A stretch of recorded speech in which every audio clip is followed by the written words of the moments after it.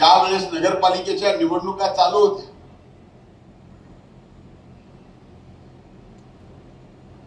महाराष्ट्रभर नगरपालिकेच्या निवडणुकीचं वातावरण होतं. मी मात्र वेगळ्याच वातावरणात होतो. सर्व दूर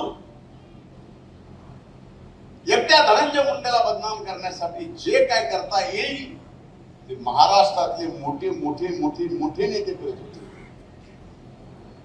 मग शेवटी मला वाटलं की आपल्यात काहीतरी नक्कीच असेल, त्याच्याशिवाय हे संपवायला आपल्याला निघाले. त्यांना असं वाटत असावं की हे बाबा आपल्याला पुरून उरत.